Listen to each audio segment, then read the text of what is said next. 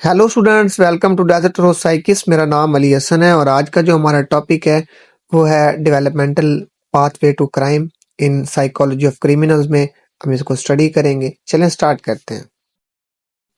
अब हम developmental pathway to crime में बात करेंगे चाइल्ड रिस्क फैक्टर में। अब इसमें फर्स्ट आता है अब्यूज। अब्यूज का मतलब है जब किसी बच्चे को फिजिकली, इमोशनली या सेक्सुअली हार्म किया जाता है। इसका असर बच्चे की पर्सनैलिटी और बिहेवियर पर डीपली होता है। जब बचपन में ही कोई बच्चा अब्यूज का शिकार होता है तो उसका जो ट्रस्ट लेवल, सेल्फ स्टीम और इमोशनल रेगुलेशन डैमेज होता है। ये सब चीजें उसे क्रिमिनल टेंडेंसी की तरफ ले जा सकती हैं। फिर सेकंड आता है निगलेक्ट। अब निगलेक्ट का मतलब है जब बच्चे की बेसिक नीड्स जैसे कि इमोशनल सपोर्ट, एजुकेशन और फिजिकल केयर का ध्यान नहीं रखा जाता। ये लैक ऑफ अटेंशन बच्चे के अंदर फीलिंग ऑफ रिजेक्शंस और एंगर को जन्म देते हैं। जब बच्चे को अपना सपोर्ट सिस्टम नहीं मिलता तो वो उन्हें क्राइम की तरफ धकेल सकता है। फिर थर्ड आता है अर्ली एग्रेशन। अब एग्रेशन की शुरुआत में ही डेवलप होना एक बहुत बड़ा रिस्क फैक्टर है। एग्रेसिव जो बच्चे अक्सर सोशल रिजेक्शंस का शिकार होते हैं जो उन्हें फर्दर फ्रस्ट्रेशंस और डोमिनेंट बिहेवियर की तरफ ले जा सकता है। एग्रेशन के पीछे जेनेटिक फैक्टर, अब्यूजिंग पेरेंटिंग और इन्वायरमेंटल ट्रिगर्स होते हैं। Second developmental pathway to crime में आता है एडोलसेंट रिस्क फैक्टर। इसमें एडोलसेंट रिस्क फैक्टर में फर्स्ट जो फैक्टर है वो है पेयर इन्फ्लुएंस, मतलब दोस्तों का असर। अब पेयर इन्फ्लुएंस काफी स्ट्रॉन्ग फैक्टर होता है जो एडोलसेंस को के दौरान किसी भी शख्स के बिहेवियर को शेप करता है। जब कोई टीनेजर अपने दोस्तों के साथ ज्यादा वक्त गुजारता है तो उसकी हैबिट और एक्शंस को अडॉप्ट कर लेता है, चाहे वो सही हो या गलत। अब नौजवानी के दौरान एक शख्स की अपनी आइडेंटिटी डेवलप हो रही होती है। अगर उसके जो फ्रेंड हैं इलीगल एक्टिविटीज जैसे चोरी, बुलिंग में इन्वॉल्व हो तो उसका असर उसके दोस्तों, मतलब दूसरे पेयर पर भी होता है।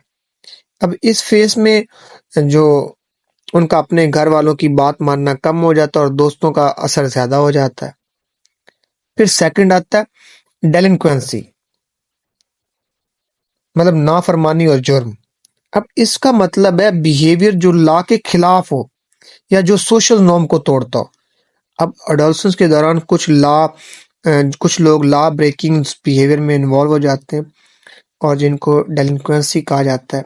अब डेलिंक्वेंसी काफी फैक्टर्स का नतीजा हो सकती है, जैसे घर का माहौल, फाइनेंशियल प्रॉब्लम या सोशल बिहेवियर।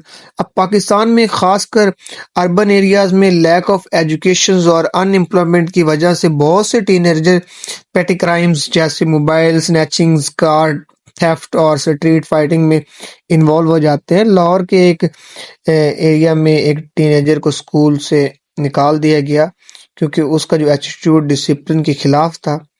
उसके बाद उसने लोकल गैंग ज्वाइन कर लिया और छोटी छोटी चोरियां शुरू कर दी।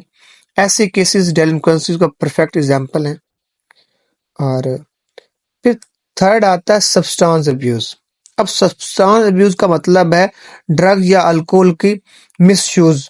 ये एक और बहुत बड़ा फैक्टर है जो एडोलसेंस में क्राइम की तरफ ले जाता है। अब नौजवानी के दौरान लोग अपने इमोशनल और साइकोलॉजिकल इश्यूज को कॉप करने के लिए ड्रग या अल्कोहल का सहारा लेते हैं।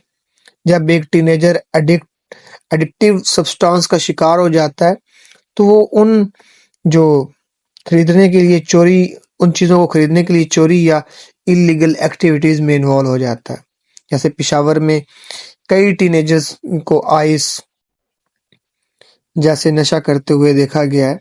ये एडिक्शन सिर्फ उनकी हेल्थ को तबाह नहीं करती बल्कि उनके ऐसे काम करने पर मजबूर करती है जो इलीगल हैं, जैसे इलीगल ड्रग ट्रेड में इन्वॉल्व होना।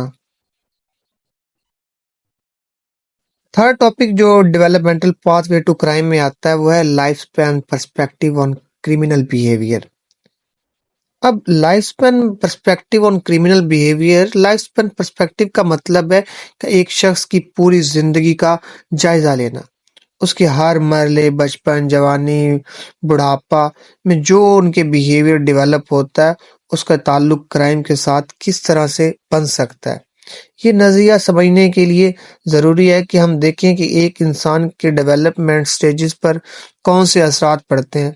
جو اسے کرائم کی طرف لے جا سکتے ہیں۔ اب فرسٹ ہے چائلڈہڈ اینڈ ارلی انفلوئنسز۔ اب بچپن کا اثر ایک انسان کے فیوچر بیہیویئر پر بہت گہرا ہوتا ہے۔